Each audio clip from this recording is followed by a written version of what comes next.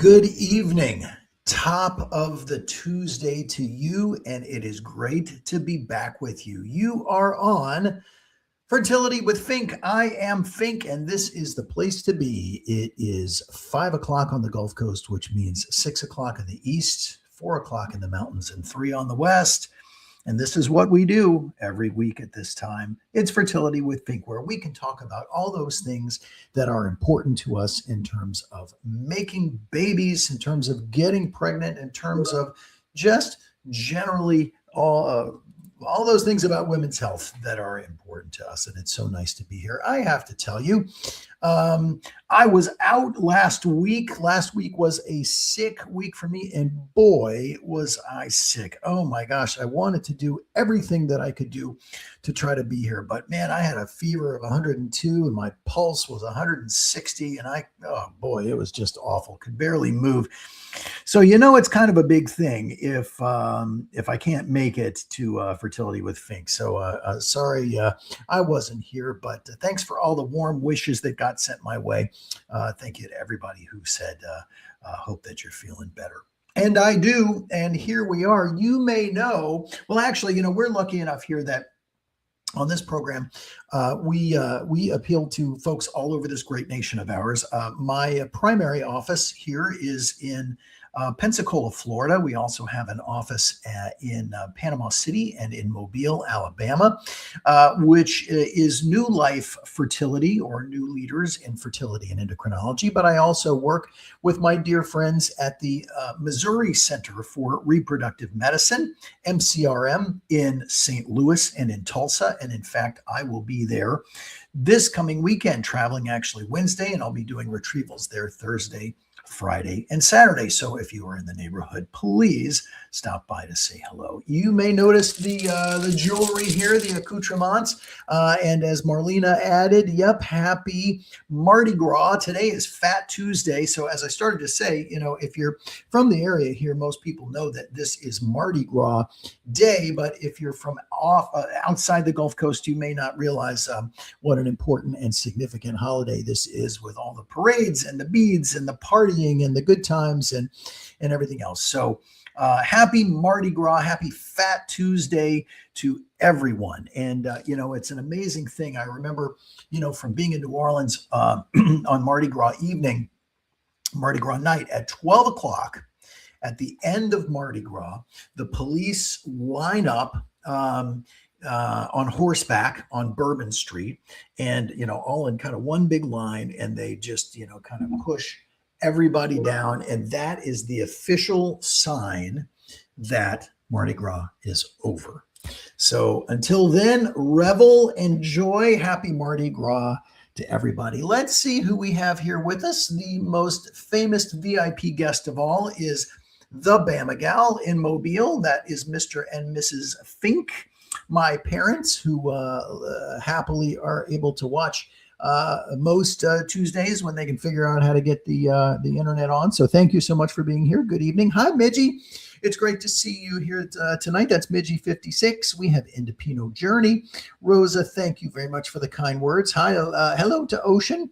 And let's see, Mrs. C.R. Tyler. You were there. Rosa, you're actually the first to join over here. Sheila 125 is with us over on the New Life side. So we've got New Life's Instagram here. We've got my Instagram. That's Randy Fink MD.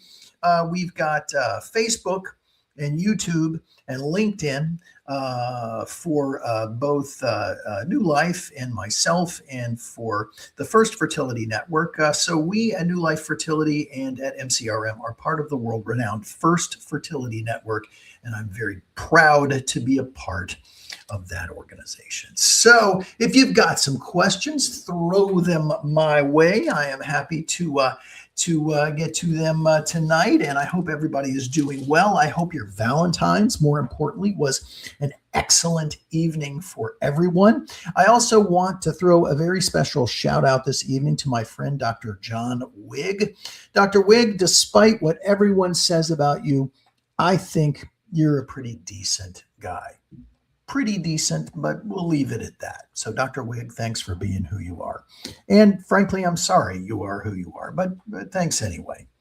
Rosa asks me, how often do you see in your practice that an endometriosis cyst in the ovary gets smaller after breastfeeding? Mine is still around same size after about 3.5 months of breastfeeding. Any hope it gets smaller later? I doubt it. So, breastfeeding has a suppressive effect on the hormones, and it's the hormones that can feed endometriosis. And sometimes, even after pregnancy, we might find that the endometriosis itself has gotten smaller. And I think that was the situation for you, Rosa, that your endometrioma, if I remember correctly, was about 5 centimeters or so, I think you've told us. And the fact that it got smaller, I think, is a great thing. But how likely is it to go away? Not very common, unfortunately, that it goes away. But it kind of begs a great question. How does endometriosis get into the ovaries anyway? So there's some different theories as to how endometriosis comes to be. Some people think that it has to do with your lymphatic system, with lymph nodes and lymph glands, that endometriosis is transported through that system up into the pelvis and in other places. Others think that it may be more likely that it happens as a result of the effect of menstrual flow. Instead of working its way out when we have a period, that it goes backwards. So it's what we would call retrograde flow of menses that gets into the pelvis, gets onto the ovaries, and gets into the pelvic peritoneum. That's the lining of the abdominal cavity, and ultimately then sticks and starts to grow. So when it implants on an ovary, so imagine it's coming through the tube and it sits onto an ovary right here. Well, the ovary tries to start to build itself around that endometriosis, and that is what creates an endometriosis cyst, or also known as an endometrioma. Why does endometriosis matter? Well, endometriosis matters because it can affect us in many ways. So the classic presentation of endometriosis is someone who has a pain syndrome. It often is the most common cause of severe pelvic pain. But believe it or not, so that's the classic presentation, but the most common presentation is actually silent endometriosis, and that's people who would otherwise not know that they have it.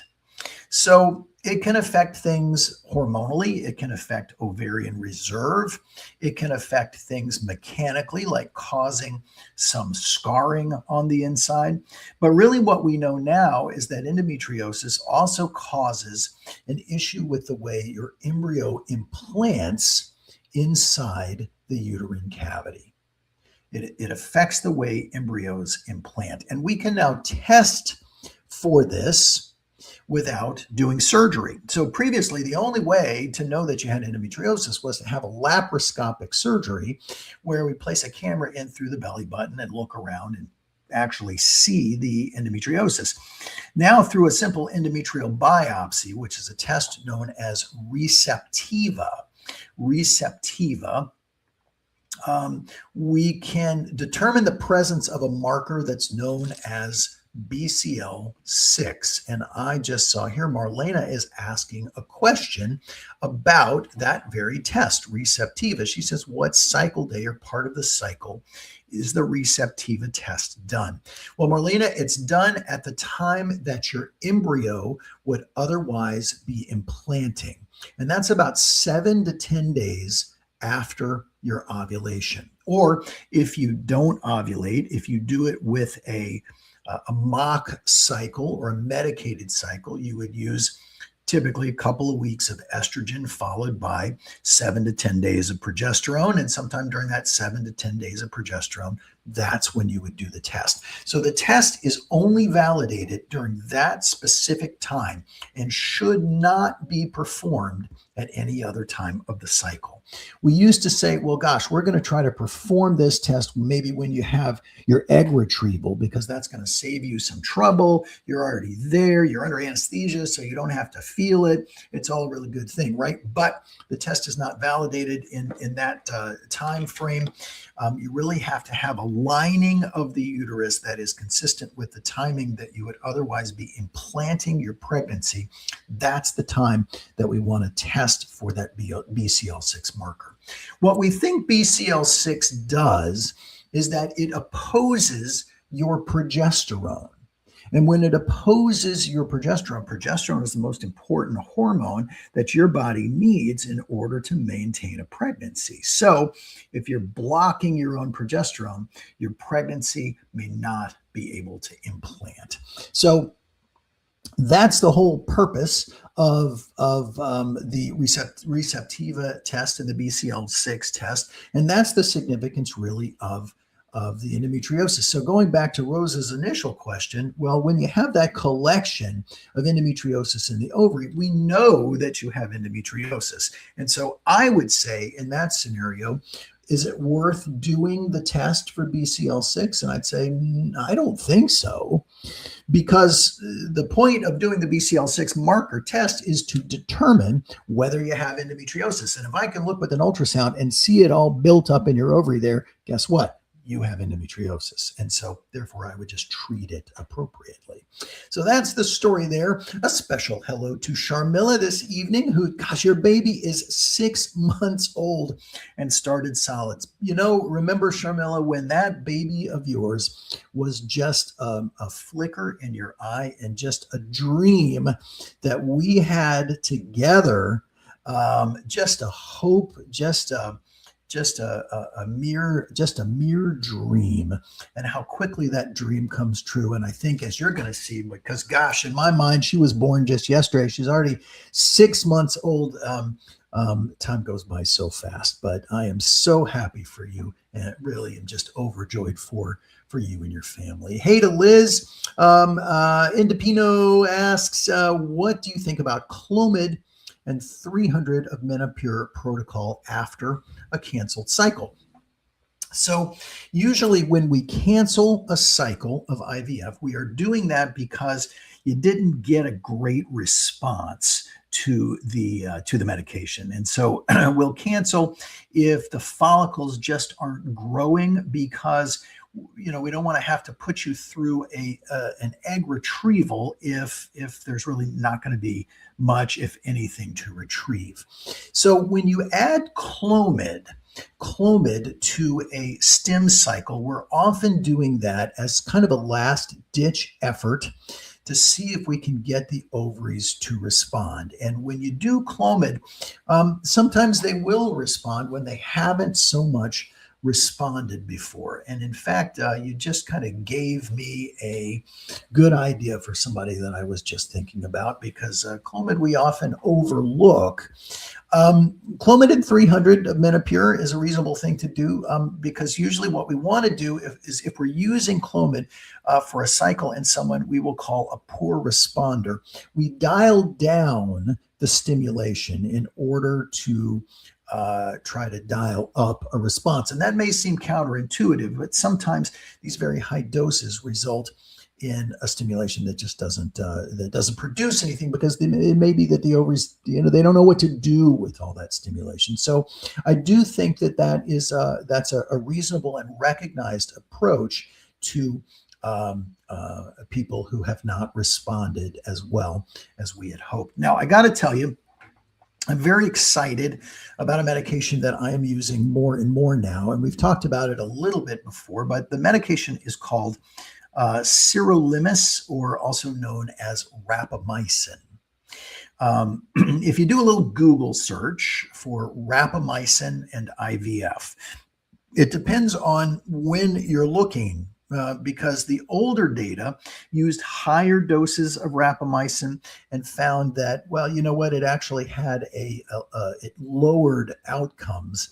But there's some recent data, actually human data, looking at studies of, in the hundreds of people, not in the thousands, but in the hundreds of people, where low doses in short durations, like 30 days. So I typically start 21 days before the onset of stimulation and continue it until the day before egg retrieval, has been associated with improving egg quality, increasing the number of high grade embryos, and actually improving the live birth rate as well.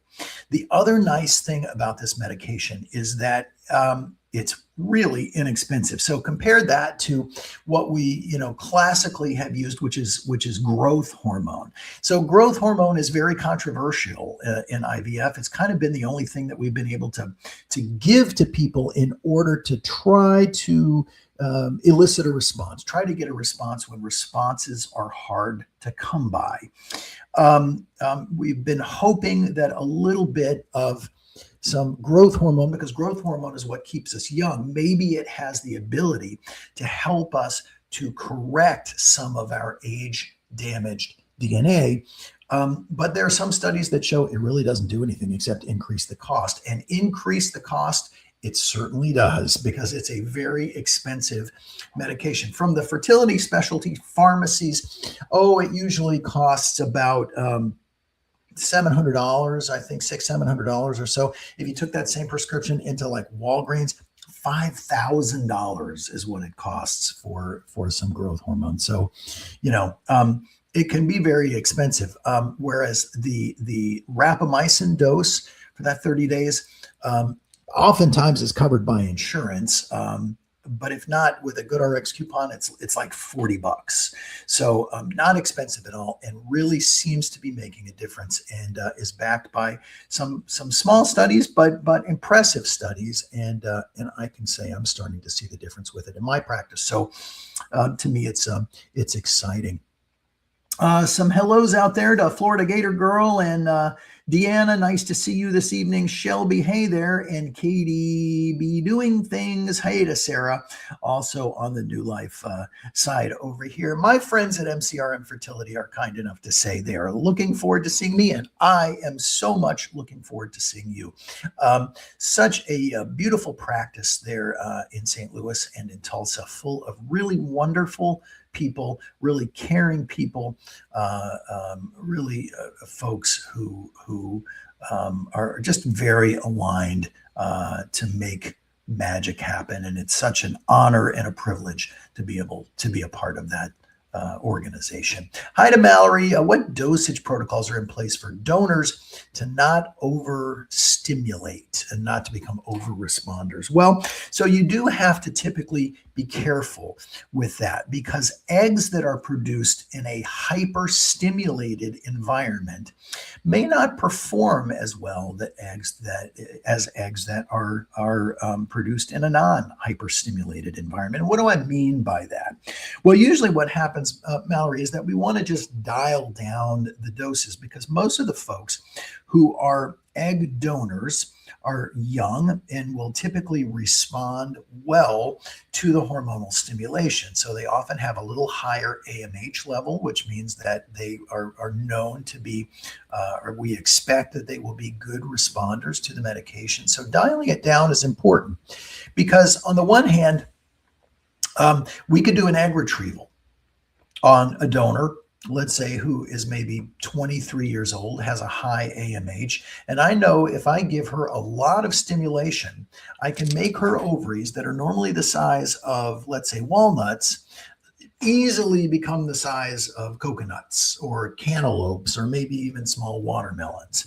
And I may be able to get, 120. I think my back at my former employer, the largest number of eggs I've ever retrieved from someone, I think, was about 140. And to be honest with you, that's way too many eggs. That's way too many eggs. So that creates 140 eggs that then wherever those eggs are going, can be sold to someone who is purchasing donor eggs. And so you say, oh, well, more eggs, more the merrier. But that's not true, because in that hyperstimulation setting, your body is really focusing on quantity over quality. It's not more eggs are better, because more than about, let's call it 15 to 20 eggs in a given cycle really don't start to improve outcomes. So that's kind of where I'm looking for. So we really just kind of want to dial it down. But that's a great question, Mallory. Very intelligent question there. Thank you for that. Miss C.R. Tyler says, I keep missing out on a lot of follicles that aren't growing large enough to sink for retrieval. I've heard good things about a luteal phase stem for this situation. What are your thoughts? So a luteal phase stem means that you start a stimulation in the second half of your cycle. So we always think, right, about a menstrual cycle that is, okay, you get your period, call it 14 days later, you release an egg, and then 14 days after that, you get another period, right? That's a standard cycle. The first half of that menstrual cycle is called the proliferative phase. The second half of that menstrual cycle is called the luteal phase. Well, a luteal phase start is when we start in the second half of the cycle. So we like to do it in the beginning because we know that, well, it's going to kind of be predictable the way it's going to work. But believe it or not, there are actually two phases of egg recruitment in a cycle, in the beginning and in the middle. So that may be a scenario, Mrs. CR, that might work in that situation, especially if you've got, so luteal phase stems, I will think about doing sometimes for people who are poor responders, but especially if you've got a whole bunch of eggs and you're not really getting, you're getting a bunch of follicles and you're getting a few eggs and you got a whole lot of follicles, then it may mean that the second half of the cycle might be a better time to start. Yep. So you're absolutely right. That's called a luteal phase start. Now, there's another way to look at that, and that's doing something that's called a duostem. And a duostem is different. Now, your doc may talk to you about a duostem because there are some practices that like to do duostems. And what a duostem is you do your first retrieval, a standard retrieval, which ends up being, around, call it roughly day 14 or so of your cycle. You give it 3 or 4 days off, and then you start your next stem right away. And starting that next stem right away, that's what's called a duostem. And that's something that sometimes we'll do for folks, let's say for cancer patients, folks who have a hard stop, a time at which, they're going to be starting their chemotherapy on such and such a day, and we have to get as many eggs as we can get from them as quickly as we can get them. And so we may do a duostem, and that's really what it's intended for. In a normal responder, a duostem will typically get you fewer eggs. In a poor responder, it may be helpful, but in a normal responder, I don't recommend that kind of approach. But starting from scratch at the middle of the cycle is what we're talking about, is what I'm thinking of when you're asking about that luteal phase stem. So yeah, great question there. Now we got good questions tonight. Carranza family, good evening and welcome. Glad to have you guys. The Daver Lee, hello there. Dr. It looks like, no, Dragonmeyer. Hi, Pui, nice to see you. Haven't seen you around for a while. Be back in your neighborhood soon. Dragonmeyer says luteal estrogen patch priming, or add 3 doses of ganirelix to the estrogen priming before an IVF cycle. So I think you're asking about which is a better way. I'm not sure if you're providing advice for somebody there or if you're asking a question, but yep, the typical way to do estrogen priming is to do some estradiol either in the form of a patch or in the form of a pill. in the luteal phase, usually for about 10 to 12 days before starting the next stimulation. So that's usually what I recommend. Mrs. V, great to see you as well. The Villarreal family is here. I had my baselines at 8 follicles on the left and 34 on my right. Did you say 34? Holy cow. Wow. I've been on Omnitrope for about 5 months. Can it be that or my PCOS? Is that abnormal or can it be a good thing? Well, when somebody tells me that you have 34 antral follicles, to me, that is by definition what we call PCO morphology, polycystic ovarian morphology. Morphology just means the way something looks. And so the ultrasound criteria is typically if there are 12 or more follicles in an ovary, that is considered to be PCO morphology. So what Omnitrope does is that Omnitrope, we're trying to improve egg quality with Omnitrope, but really the number of eggs that you have in your ovaries is there from the day that you're born. So I wouldn't expect a medication to necessarily change the appearance of the number of eggs, but rather the quality of those eggs. So I'd have to say that you, my friend, are definitely an ovary achiever. 34 follicles on your right. Gosh, that means that absolutely means that you're going to have right-handed babies. That is the only possible explanation for that, just so you know. I'm just kidding there. Marjorie asked, what are some of the long-term side effects with egg retrieval if complications arise, such as pelvic fluid due to a hyperresponse? Well, so what you're talking about is called ovarian hyperstimulation syndrome, OHSS. And the whole goal with IVF is to do what's known as controlled ovarian hyperstimulation, or COH. So we're trying to hyperstimulate you to some degree, but not to the point where it's going to cause problems. So on the one hand, we want to maximize the number of eggs. And physiologically, you're probably only releasing one egg in a given cycle, right? So that's why we talk about controlled ovarian hyperstimulation. Level 1 OHSS just means folks have some discomfort.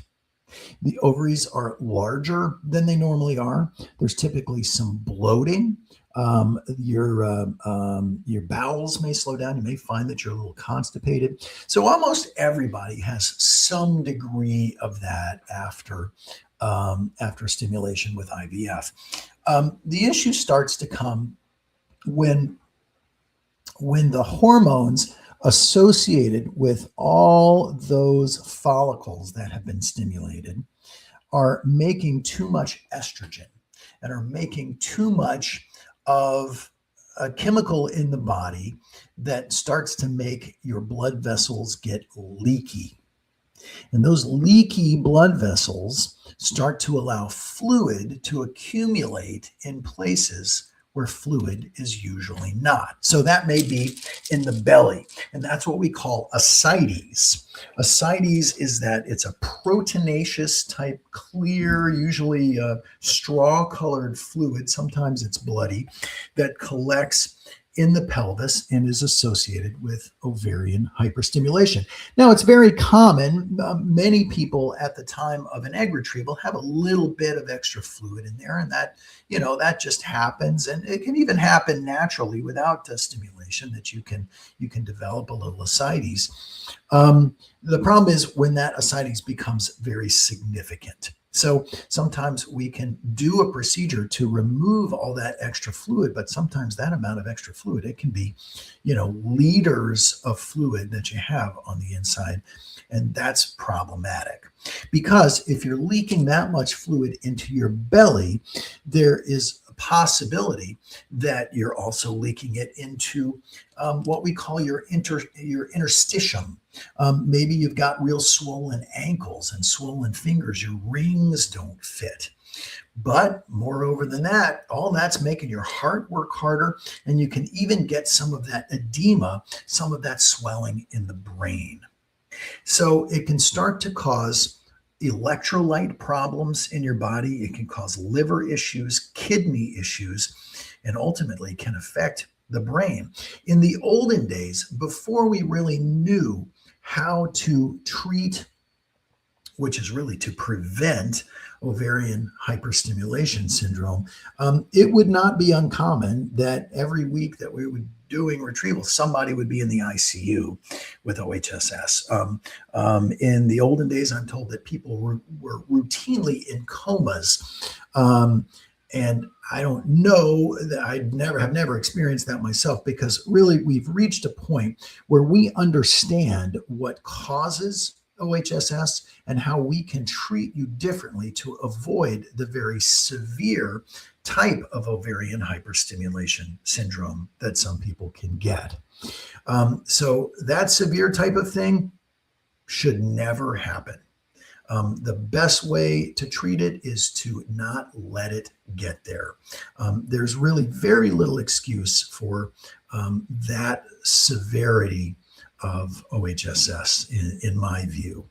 But as far as long-term side effects, fortunately, people recover from it. We even do know how to treat it when we get to, if it gets that far or people start to get sick from it. If it happened to you where I used to work, it was not uncommon to have people that we would have to hospitalize as a result of OHSS, because some people's bodies, we were doing a very high volume of IVF. So some people would respond very, very well and would slip through and could, easily get quite sick from it. But I would not expect for people to be in the ICU. I would not expect for people to be in a coma anymore. These are the kinds of things that we really ought to be able to prevent. Mallory, hopefully that is not what happened to you. Drop me a note there if it was. Hey folks, guess what time it is? It's 32 after the hour, and so and there's something I like to do every week, and I call it the 5:30 because I'm in the Central Time Zone here. But the 5:30 fuzzies with Fink. And what are the fuzzies with Fink? This whole fertility journey can be a very lonely journey. It can make you feel like you're very much alone. It can be very, very frightening.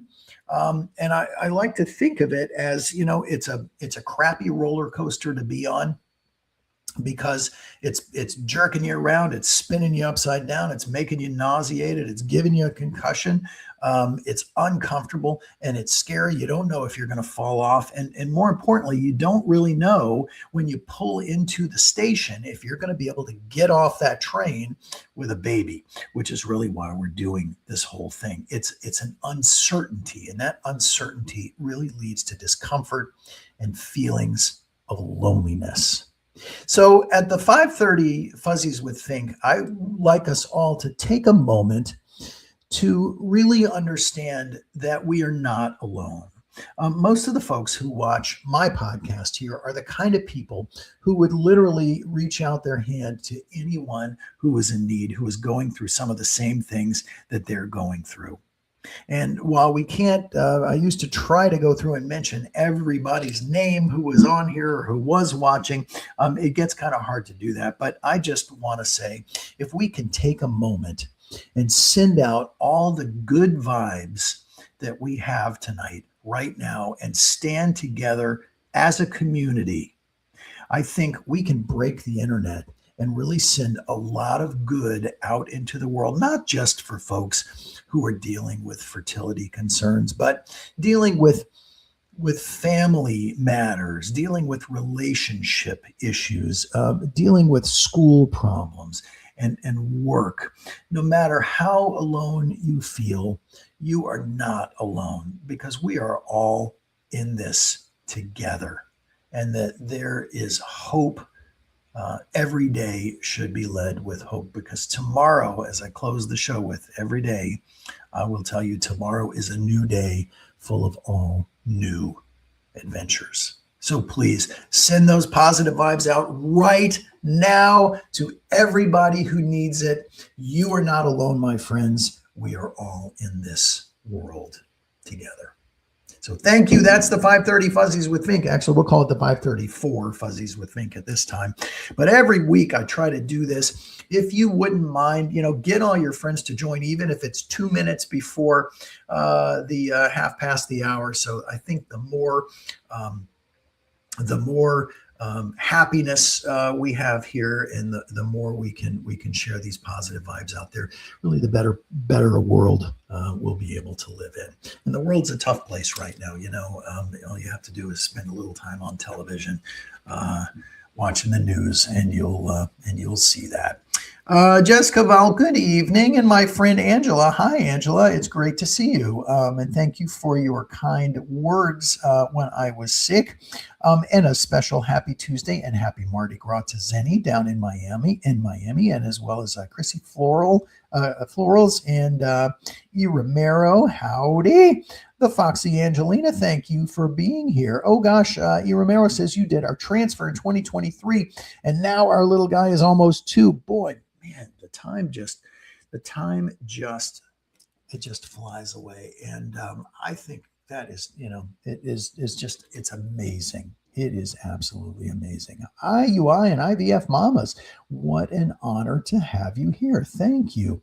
Angela asks, can you have an SIS, a saline sonogram, in the same cycle as you do an embryo transfer? I don't recommend it. In my opinion, we really try to avoid doing anything that's going to be touching that uterine lining when we intend to place an embryo inside. Now, there have been situations where we can do a little hysteroscopy, place a little camera just up to the opening, float a little fluid around there. Is that substantially different than doing a saline sonogram? I suppose if you have to, you could. But would you want to? My answer would be no. If you were my sister, Angela, I'd say no, don't do that, because, these embryos you've made, these are highly prized embryos. They are really little bits of magic there. So we want to give them every opportunity we can to be in a perfect environment. And so I do think it's important to test that environment. And that is a good reason to do a saline sono. You want to make sure that that cavity is normal. But I'd really rather not be touching those cells in the cycle when that perfect little embryo is going to go inside. You know what I mean? That's my opinion. Other people may have a different opinion, but that's sort of the way that I was trained. Sweaters for IVF, good evening. And Fraley, Mrs. V, yes, praying for all us ladies. Thank you for that. Those prayers really make a difference. Baby dust and positive energy to everyone. Hello, Shabnam. Nice to see you this evening. Positive vibes. Oh gosh, Rosa says nice things. Your sending positive vibes helped me a lot during the process. And you know what? I think it really does make a difference just to know that you're not alone out there. I'm here for you every Tuesday. And like I say, I think that every single person who watches this show would probably bend over backwards for somebody else if they knew that somebody else needed to know that you've been through it too. And again, it's everything in our world now, not just fertility. But so thank you guys for sharing that positive energy.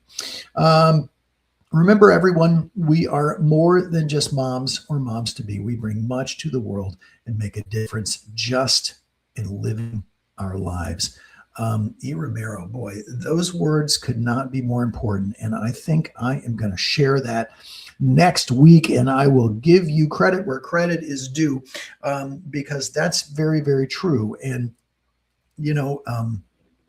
it's kind of the way, I went to a psychic once, and this was a very long time ago. And we can talk about psychics and things because I have beliefs that there are people who are truly, gifted.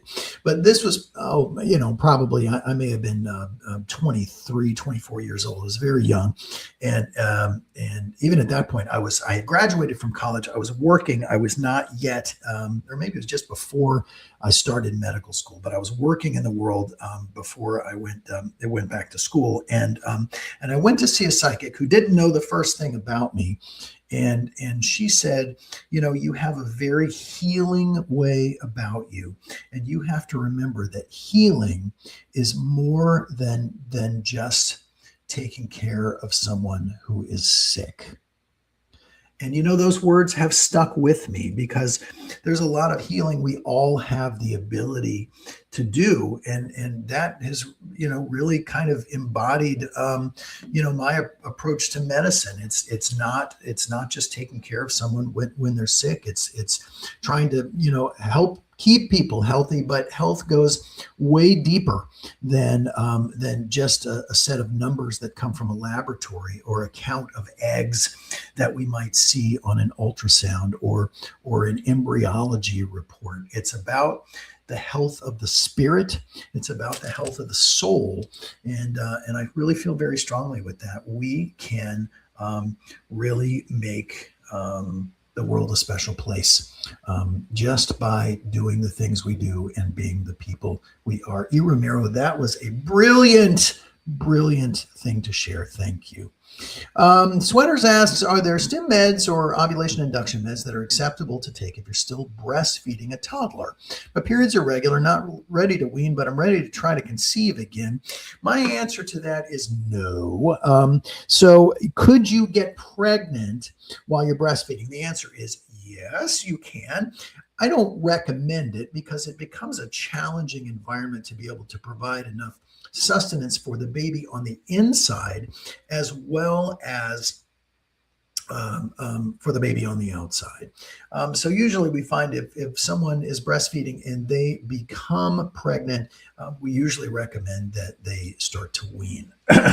Unfortunately, all of the medications, pardon me, all of the medications that we use for ovulation induction will have an effect both on milk supply and will transfer through the milk to the baby and may have an effect on the baby. So we do not typically do ovulation induction in someone who is currently breastfeeding. And that's really the reason why. It's because of the medications. But in general, pregnancy outcomes are higher if you're not breastfeeding when you get pregnant, and that's the same across the board, whether it's through fertility treatment or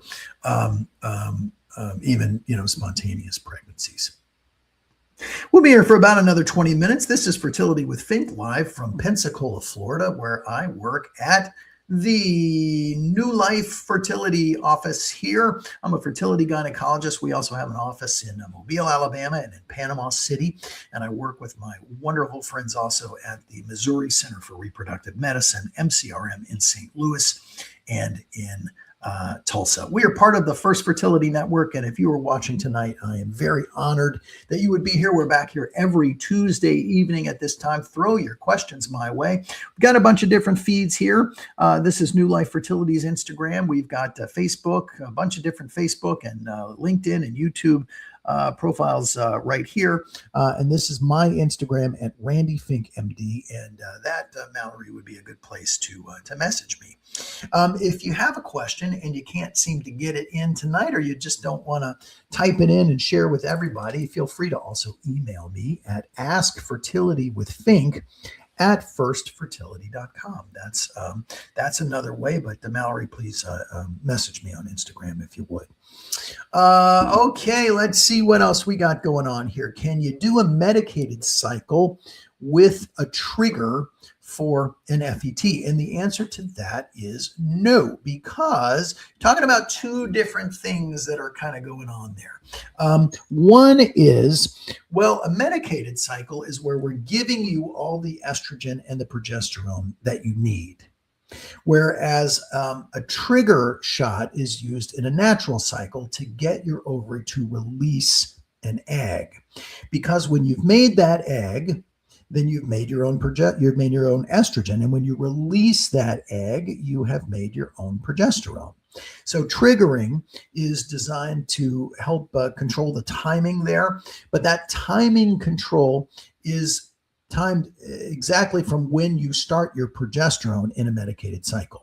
So using a medicated cycle means you wouldn't do a trigger shot because you shouldn't actually be making an egg. We don't want you to make an egg because then your own egg will start to interfere hormonally with what we're doing in that medicated cycle. But good question there.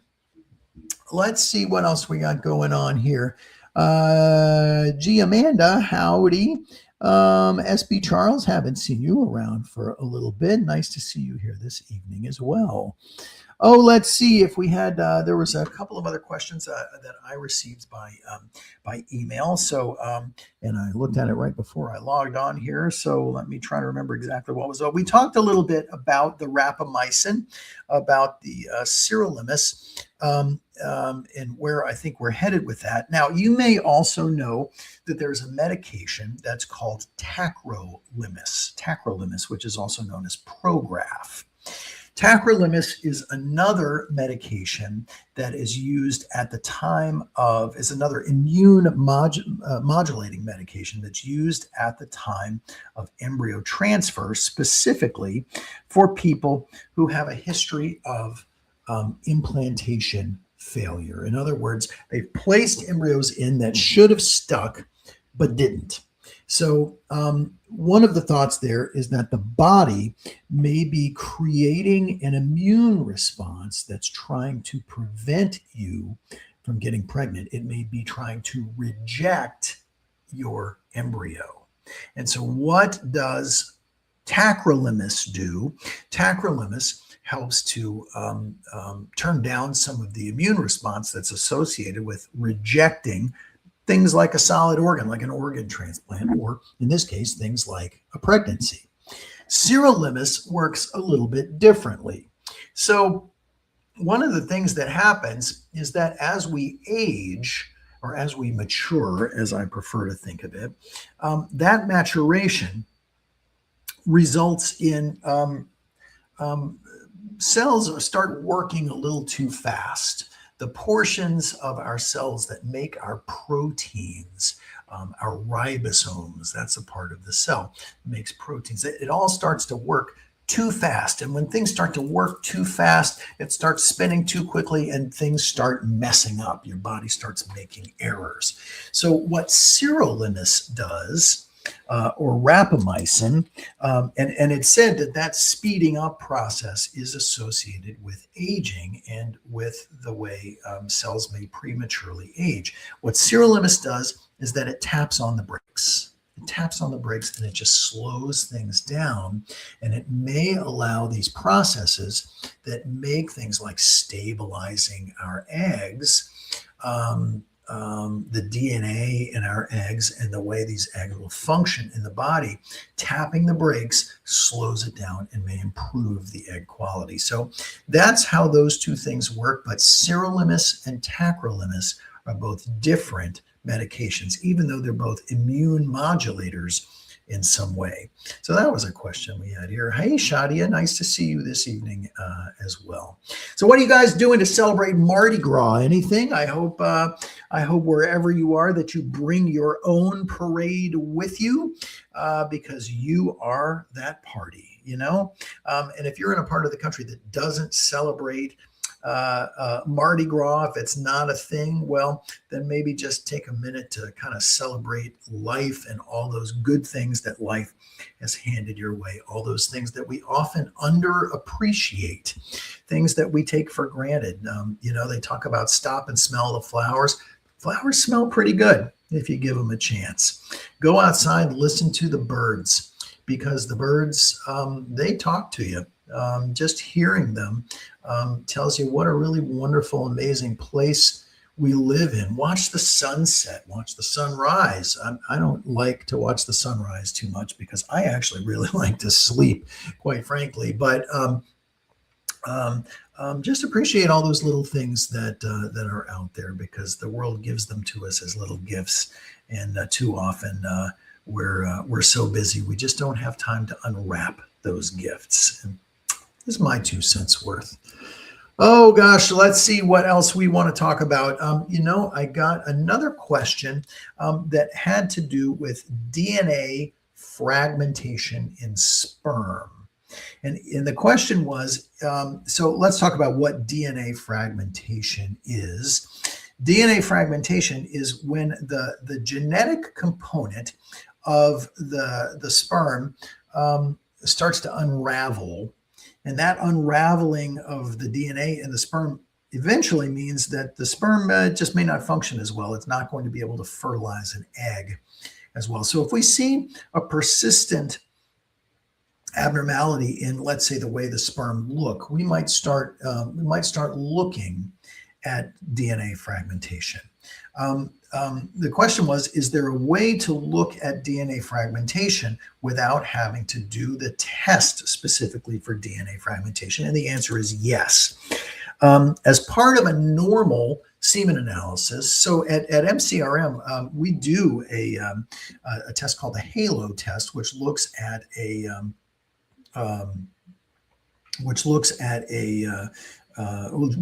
DNA fragmentation really in every detailed semen analysis, so we get that answer.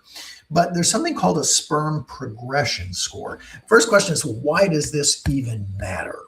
It matters because in folks who might otherwise consider doing something like ovulation induction with, let's say, timed intercourse at home, or doing an ovulation induction with an IUI.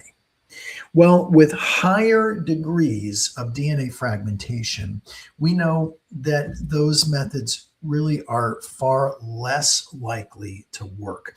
Even if all other parameters are normal, let's say a normal sperm count, maybe a morphology issue, but with a high degree of DNA fragmentation, doesn't matter how good the ovaries are, how open the tubes are, the odds of an IUI being successful are very, very low in that scenario. So that would be a tool by which we would counsel someone to say, you really are going to do better with IVF because the IUI is just not likely to work. So is there another way to test it? And the answer to that is yes. In a standard semen analysis, we have something that's called a sperm progression score. And a progression score is scored in number 1, 2, 3, or 4. 1 means the sperm just aren't really moving. They may be twitching, they're just not going really anywhere fast. 2 means, well, some of them are moving, but still they're not doing very well. 3 means most of them are moving, and 4 means, well, almost all of them are moving. And so 3 and 4 is associated with a low degree of DNA fragmentation, whereas 1 and 2 are associated typically with higher degrees of DNA fragmentation. So if your semen analysis says that there's more 1s and 2s, it means that that specimen is probably not going to do as well with timed intercourse or with IUI.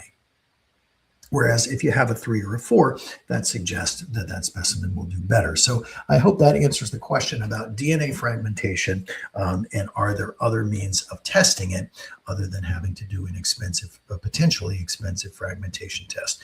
Answer there is yes. Shania says, can you talk about progesterone pills during the first trimester post miscarriage? Well,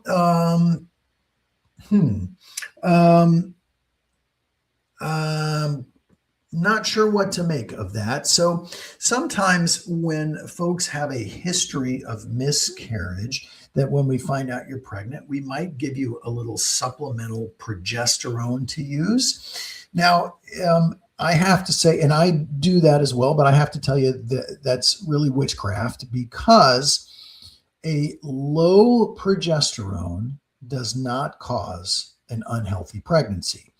And let me repeat that. A low progesterone does not cause an unhealthy pregnancy. Rather, an unhealthy pregnancy typically causes a low progesterone. So let's say you spontaneously conceive and somebody checks your progesterone and the level is, they say, oh, this isn't high enough.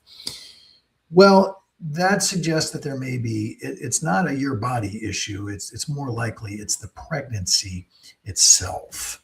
So, nevertheless, we often give people who have had miscarriages some extra progesterone. Why do we do that? Just seems like the right thing to do, but it may not be really grounded in science.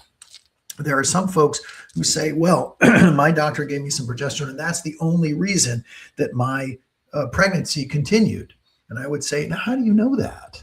How do you know that the pregnancies before weren't normal pregnancy, weren't, abnormal pregnancies, and they ended, and this pregnancy happened to be normal? So we do it, but it's not something that is really grounded in much science. It's extrapolated from the fact that in IVF, in a medicated cycle, we're giving you all the progesterone that you need. Or, in a natural cycle, we're following those progesterone levels because that makes those progesterone levels make a big difference. As far as using progesterone post miscarriage, well, there's nothing really specific I can think of. So I'm not really sure what the situation is there, but I would be happy to talk to you about it offline if you'd like. And you can message me at Randy Fink MD. That's my Instagram right here.